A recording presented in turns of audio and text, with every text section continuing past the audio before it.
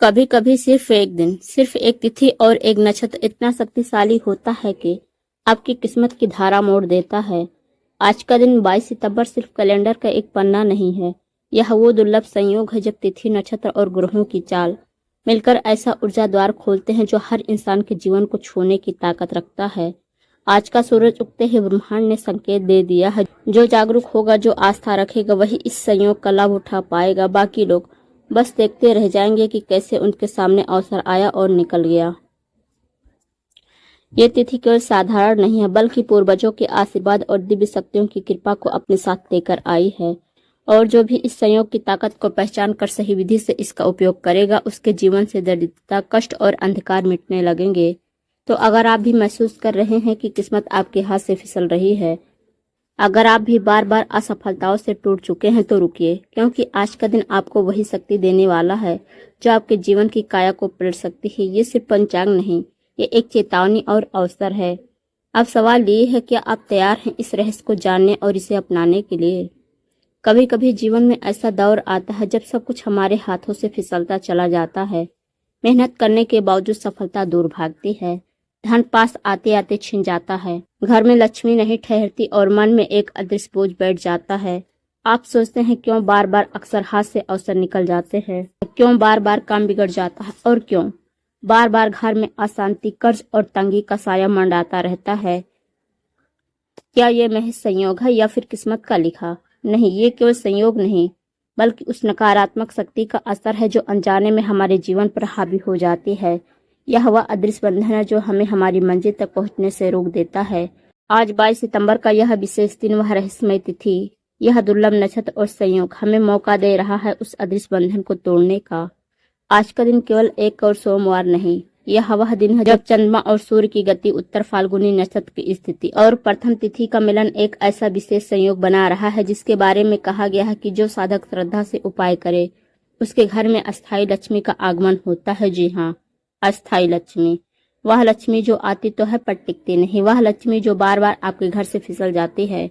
आज के दिन गुरुजी ने संकेत दिया है, यह तिथि केवल पूजा नहीं बल्कि भाग्य को पलट देने वाले उपाय का अवसर है। मगर सावधान, यह दिन जितना शक्तिशाली है उतना ही संवेदनशील भी है। छोटी सी चूक भी और परिणाम विपरीत हो सकता है। क्या आपने कभी सोचा है, क्यों आपके घर की खुशहाली अचानक बिखर जाती है? क्यों अचानक बिना कारण बीमारियां घर में फैलती हैं? और क्यों मेहनत के बाद भी पैसा हाथ में नहीं टिकता?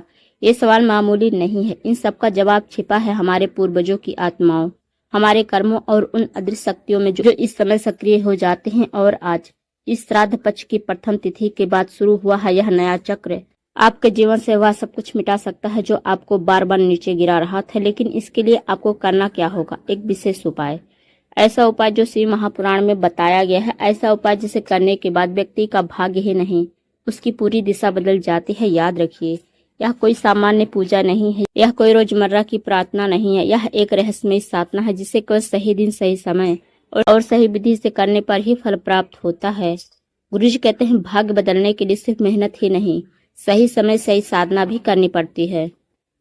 और आज वही समय है। इस उपाय को करने से आप पाएंगे अचानक धन की प्राप्ति के रास्ते खुलने लगेंगे। नौकरी, व्यापार और रुका हुआ काम तेजी से आगे बढ़ेगा। घर की अशांति खत्म होकर शांति और सुख आएगा। नकारात्मकता और दुर्भाग्य का साया हमेशा के लिए हट जाएगा। या लापरवाही की तो वही शक्तियां जो आपको वरदान देने वाली थी, वो उल्टा आपके जीवन को और कठिन बना सकती हैं। सोचिए, अगर आपके घर में बार बार पैसे की कमी हो रही है, अगर रिश्तों में दरारें बढ़ रही हैं, अगर आपके पास सब कुछ होते हुए भी मन अशांत है, तो क्या यह महज भाग्य का खेल है? नहीं, ये उस दोष और बंधन का असर है जिससे आज इस पावन दिन पर तोड़ा जा सकता है। आज का यह दिन केवल पंचांग की गणना नहीं है, यह एक संकेत है। संकेत इस बात का कि ब्रह्मांड आपकी पुकार सुनने को तैयार है। संकेत इस बात का कि अगर आप आज श्रद्धा से उपाय करेंगे तो वे द्वार खुलेंगे जो वर्षों से बंद पड़े थे। गुरुजी कहते हैं, जो व्यक्ति सही तिथि, सही नक्षत्र और सही योग में ही शिव का आवाहन करता है, उसके जीवन की हर रुकावट धीरे धीरे मिट जाती है। आज वही क्षण है, आज वही योग है। लेकिन याद रखिए, इस साधना में जल्दीबाजी नहीं की जाती, लापरवाही नहीं की जाती। इसे करने से पहले आपको जानना होगा कि कौन सी सामग्री चाहिए, किस दिशा में बैठना है, किस समय यह उपाय करना है और किन बातों का विशेष ध्यान रखना है। इसलिए इस वीडियो को आखिर तक देखना बेहद जरूरी है, क्योंकि आगे हम आपको बताएंगे इस उपाय के अद्भुत लाभ।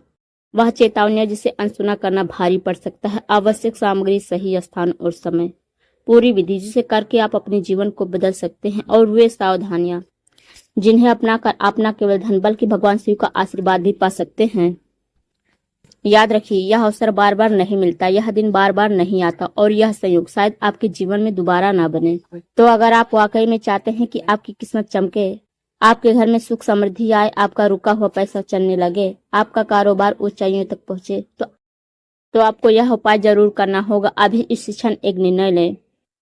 या तो इस वीडियो को अंत तक देखें और अपने जीवन को बदल दें, या फिर इसे अनसुना कर वही पुरानी तंगी, वही पुराना दुर्भाग्य, वही पुराना दर्द सहते रहें।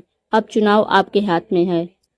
गुरुजी कहते हैं, जब हम शिव महापुराण के रहस्यों में झांकते हैं तो पता चलता है कि भगवान शिव के नाम से जुड़ी हर साधना, हर उपाय केवल पूजा नहीं बल्कि एक ऊर्जा संक्रमण है।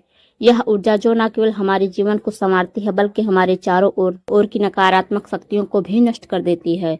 आज 22 सितंबर के इस विशेष दिन पर किया गया उपाय केवल धन लाभ ही नहीं देगा बल्कि आपके भाग्य की दिशा को पूरी तरह पलट देगा। इस उपाय की अद्भुत लाभ, धन और लक्ष्मी की प्राप्ति।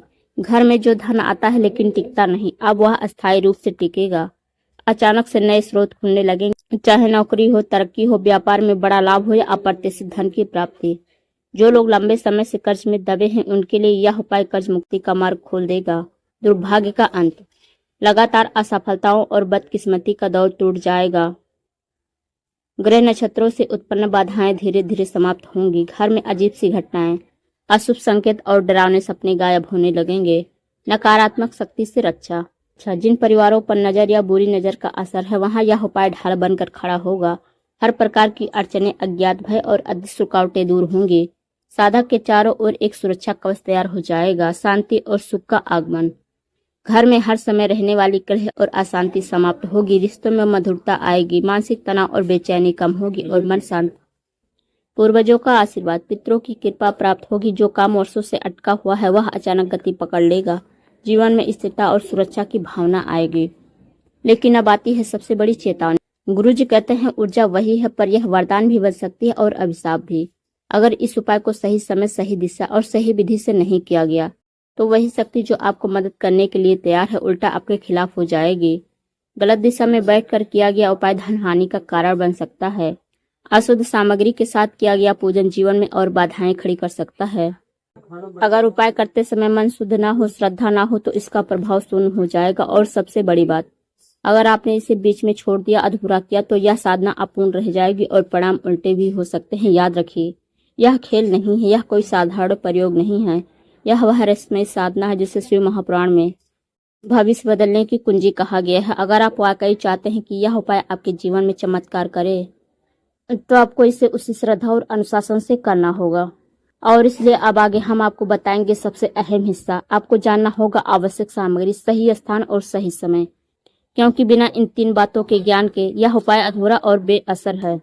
याद रखिए, साधना में श्रद्धा जितनी जरूरी है उतनी ही जरूरी है शुद्धता और सटीकता। गुरुजी कहते हैं, सामग्री केवल वस्तुएं नहीं होती, वह ऊर्जा का माध्यम होती हैं। जिस वस्तु को आप अर्पित करते हैं उसमें आपकी नियत, आपकी आस्था और आपके भाव भी संचित होते हैं।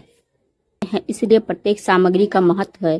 कोई भी वस्तु छूट गई तो साधना अधूरी रह जाएगी। आवश्यक सामग्री, तांबे का पात्र या कलश, यह जल और ऊर्जाओं को धारण करने के लिए अनिवार्य है। गंगा जल या शुद्ध जल, शुद्धिकरण के लिए। सफेद वस्त्र, साधक को शुद्धता और पवित्रता के लिए धारण करना है। काले तिल, शिव पूजन और पित्त शांति दोनों के लिए अत्यंत आवश्यक। कच्चा दूध और शहद, शिवलिंग अभिषेक के लिए। बेलपत्र, शिव को अर्पित करने के लिए। सफेद पुष्प और लाल पुष्प, श्रद्धा और समर्पण का प्रतीक। चंदन का लेप, पूजन की सुगंध और शीतलता के लिए। दीपक, घी का, ऊर्जा और प्रकाश का स्रोत। अगरबत्ती या धूप, वातावरण की शुद्धि के लिए। कच्चा चावल, अक्षत, संकल्प और स्थिरता का प्रतीक। पंचमेवा, काजू, बादाम, किशमिश, अखरोट, मखाना, नैवेद्य अर्पण के लिए। एक शुद्ध सफेद कपड़ा, पूजन स्थल पर बिछाने के लिए। लाल या सफेद धागा, मौली, रक्षा सूत्र और ऊर्जा बांधने के लिए। छोटा सा शीशा, नकारात्मक ऊर्जा को परिवर्तित करने के लिए। शिव महापुराण की एक प्रतिमा, यह शिव मंत्र लिखी पवित्र पोटली, साधना की आत्मा के रूप में। सही स्थान, स्थान की पवित्रता इस साधना का सबसे बड़ा आधार है। यह उपाय घर के उत्तर पूर्व कोने ईशान कोण में करना श्रेष्ठ माना गया है। अगर संभव हो तो शिवालय, मंदिर में भी यह उपाय कर सकते हैं। ध्यान रखें कि स्थान एकांत, शांत, स्वच्छ और शुद्ध होना चाहिए। भूमि पर लाल या सफेद वस्त्र बिछाकर उस पर पूजन सामग्री व्यवस्थित रखें। आसपास नकारात्मक ऊर्जा न हो, इसलिए पहले स्थान पर गंगा जल का छिड़काव अवश्य करें। गुरुजी कहते हैं जहां साधक बैठता है वह स्थान क्षण भर के लिए देवालय बन जाता है, इसलिए स्थान की पवित्र साधना की सफलता तय करती है। 22 सितंबर का दिन केवल सामान्य सोमवार नहीं है, यह तिथि, नक्षत्र और योग मिलकर विशेष शक्ति बना रहे हैं। सर्वोत्तम मुहूर्त सूर्योदय के समय सुबह 6 बजे से लेकर 8 बजे के बीच उपाय के लिए सबसे शुभ समय माना गया है। अगर सुबह का समय ना मिले तो संध्या काल शाम 5 बजे से लेकर 6:30 के बीच दूसरा श्रेष्ठ विकल्प। विशेष बातें ध्यान दें, सामग्री, स्थान और समय तीनों का संगम ही इस उपाय को सफल बनाएगा। अगर सामग्री अधूरी रही, स्थान अशुद्ध रहा, यह समय गलत चुना गया तो पूरी साधना का प्रभाव व्यर्थ हो जाएगा। गुरुजी कहते हैं समय और स्थान साधना की आत्मा है और सामग्री उसकी देह। जब आत्मा और देह मिलते हैं तभी साधना का जन्म होता है। अब आपके पास है आवश्यक सामग्री की सूची, साधना का स्थान और सही समय, लेकिन असली रहस्य भी बाकी है। कैसे करना है यह उपाय, किस क्रम में अर्पण करना है, कौन सा मंत्र बोलना है। अब बारी आती है उस सबसे महत्वपूर्ण हिस्से की, उपाय की विधि। याद रखिए, यह विधि सिर्फ कदमों का क्रम नहीं है, यह एक आध्यात्मिक यात्रा है। हर कदम आपको नकारात्मकता से बाहर निकालकर समृद्धि की ओर ले जाएगा। गुरुजी कहते हैं विधि के बिना साधना और शरीर के बिना आत्मा अधूरी है। विधि का प्रारंभ, शुद्धिकरण। सबसे पहले स्नान करके शुद्ध वस्त्र पहने, बेहतर होगा सफेद या हल्के रंग के। पूजन स्थल पर गंगा जल का छिड़काव करें। भूमि पर सफेद या लाल कपड़ा बिछाएं, उस पर तांबे का पात्र या कलश स्थापित करें और उसमें गंगा जल भरें। संकल्प, दाहिने हाथ में चावल और फूल लेकर भगवान शिव का ध्यान करें। मन में प्रार्थना करें, हे देवादि देव महादेव, आज मैं श्रद्धा और विश्वास से यह उपाय कर रहा हूँ। मेरे जीवन की बाधाएं दूर हो, दुर्भाग्य मिटे और मेरे घर में अस्थायी लक्ष्मी का वास हो। यह संकल्प गवाही देता है कि आप इस साधना को श्रद्धा से पूरा करेंगे। पूजन क्रम, दीप प्रज्वलित करें, घी का दीपक जलाएं। दीपक जलने के साथ ही वातावरण पवित्र हो जाएगा। धूप अगरबत्ती जलाएं, यह नकारात्मक ऊर्जा को दूर करती है। अब शिवलिंग या शिव चित्र की स्थापना करें। अगर शिवलिंग उपलब्ध हो तो उत्तम, अन्यथा शिव के चित्र को स्थान दें। अभिषेक, जल, दूध, शहद और गंगा जल से। सबसे पहले शुद्ध जल से शिवलिंग का स्नान करें, उसके बाद दूध, फिर शहद और अंत में गंगा जल से अभिषेक करें। प्रत्येक चरण में ओम नमः शिवाय का जाप करते रहें। बेलपत्र अर्पण, 3 बार बेलपत्र लेकर शिवलिंग पर चढ़ाएं। तिल का प्रयोग, काले तिल की 1 मुट्ठी शिवलिंग पर चढ़ाएं। यह पितृदोष और दुर्भाग्य निवारण का मुख्य साधन है। चंदन और पुष्प अर्पण, शिवलिंग पर चंदन का लेप करें, सफेद और लाल पुष्प अर्पित करें। मंत्र जप, अब कम से कम 108 बार ओम नमः शिवाय मंत्र का जप करें। अगर संभव हो तो महामृत्युंजय मंत्र 11 बार भी जपें। अगर संभव हो तो महामृत्युंजय मंत्र का 11 बार जाप करें। नैवेद्य अर्पण, पंचमेवा और फल भगवान शिव को अर्पित करें। अंत में आरती करें, धूप और कपूर से आरती करें, घंटी बजाएं और वातावरण को भक्तिमय बनाएं। अब छोटे शीशे को अपने सामने रखें, उसमें देखते हुए 7 बार ओम नमः शिवाय बोलें। फिर शीशे को लपेटकर अपने पूजा स्थान पर रखें। यह दर्पण आपके घर का ऊर्जा कवच बन जाएगा। और अंत में हाथ जोड़कर भगवान शिव से प्रार्थना करें, हे महादेव, मेरी सभी बाधाएं दूर करें, घर में लक्ष्मी का वास करें और मुझे सदैव आपके आशीर्वाद का पात्र बनाएं। पूजन के बाद निवेद्य, फल या पंचमेव परिवार के साथ प्रसाद के रूप में ग्रहण करें। गुरुजी कहते हैं जैसे ही आप यह उपाय पूरी श्रद्धा और विधि से करेंगे, अब महसूस करेंगे कि वातावरण में हल्कापन और सकारात्मक ऊर्जा फैल रही है। अब जब आप पूरी विधि जान चुके हैं तो आखिरी और सबसे निर्णायक बातों को समझना जरूरी है, सावधानी और अंतिम आशीर्वाद। याद रखिए, सावधानी ही वह ताला है जो साधना के दरवाजे को सुरक्षित रखता है। अगर आपने यह ताला मजबूती से बंद नहीं किया तो नकारात्मक शक्तियां कभी भी प्रवेश कर सकती हैं। गुरुजी कहते हैं साधना में की गई छोटी सी भूल भी बड़े से बड़े फल को रोक देती है। विशेष सावधानियां, शुद्धता अनिवार्य है। साधना के पहले स्नान अवश्य करें। अशुद्ध अवस्था, गुस्से या अशांत मन से पूजन न करें। सही दिशा और समय, केवल पूर्व या उत्तर दिशा की ओर मुख करके ही उपाय करें। राहु काल और यमगंड काल में साधना न करें। सामग्री की पवित्रता, प्रयोग की गई सामग्री ताजी और शुद्ध होनी चाहिए। बासी फूल, अशुद्ध जल या गंदे पात्र का उपयोग साधना को व्यर्थ कर सकता है। बीच में बाधा ना आने दें। एक बार साधना शुरू करने के बाद बीच में ना उठें और ना ही इसे अधूरा छोड़ें। यह साधना पूर्णता के साथ ही करनी आवश्यक है।